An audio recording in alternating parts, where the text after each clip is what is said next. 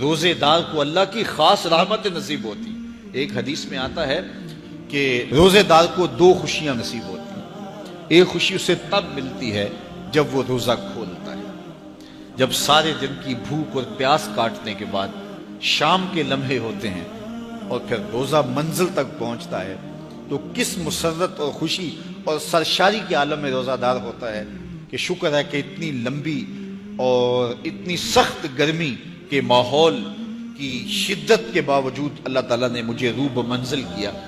تو اس وقت ایک احساس اس کے ساتھ جڑا ہوتا ہے، اور پھر جب وہ ٹھنڈا اور میٹھا مشروب اپنے کام و دہن میں ٹپکاتا ہے اور وہ ٹھنڈا میٹھا مشروب اس کی رگوں کو تر کرتے ہوئے معدے کی طرف بڑھ رہا ہوتا ہے، اس کی زبان بولے نہ بولے دل اللہ کا شکر ادا کر رہا ہوتا ہے، اس کا ایک ایک عضو بدن رب کا شکرانہ ادا کر رہا ہوتا ہے.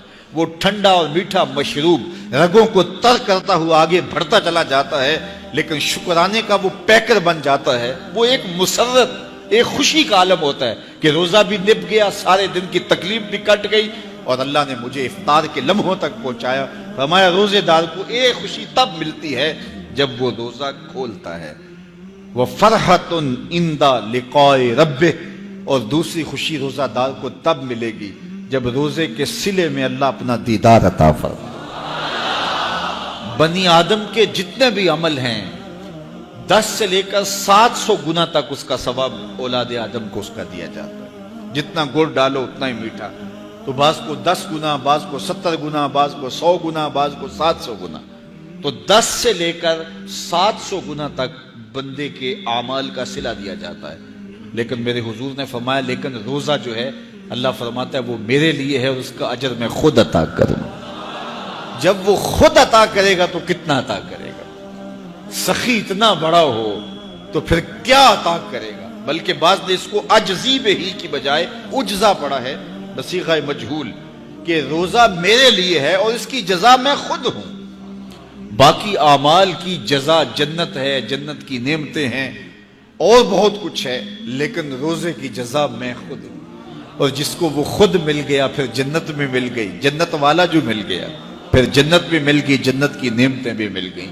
تو روزہ اللہ کی خوشنودی کا ذریعہ ہے، اس کی رضا کا ذریعہ ہے. تو خوش نصیب لوگ روزے کی برکتیں حاصل کرتے ہیں. اور ایک روایت میں آتا ہے جب رمضان المبارک کا آغاز ہوتا ہے اللہ اہل ایمان کو، اپنے بندوں کو محبت کی نظر سے دیکھتا ہے، اور اللہ جس کو محبت کی نظر سے دیکھ لے پھر اسے کبھی عذاب نہیں دے گا. اللہ اکبر. تو یہ روزہ دار کے لیے اللہ کی کرم نوازیاں ہیں، اللہ کی رحمتوں کے اجالے ہیں جو اس کے اوپر برستے ہیں.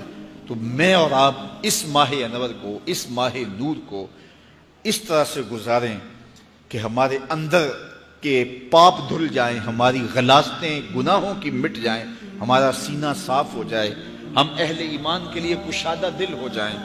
ہمیں جو ہے وہ جھوٹ سے، تکبر سے، بخل سے، ریا سے اور دیگر امور بد سے اجتناب کرنے کی عادت پڑ جائے. روزہ جو سکھانا چاہتا ہے ہم وہ اس سے سیکھ لیں اور روزے کی برکات ضبط نفس کی صورت میں ہمیں نصیب ہو جائیں.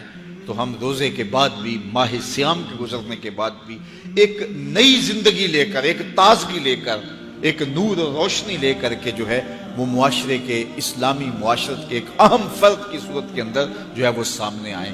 تو اللہ اس ماہ سیام کی برکتیں ہمیں نصیب فرمائے. ہر سال مہینہ آتا ہے، گزر جاتا ہے، ہم پورا مہینہ بھوک کاٹتے ہیں اور پھر وہاں کے وہاں ہی کھڑے رہتے ہیں. تو پھر ہمیں سوچنا چاہیے، لیکن اگر تبدیلی آتی ہے تو پھر شکریہ ادا کرنا چاہیے.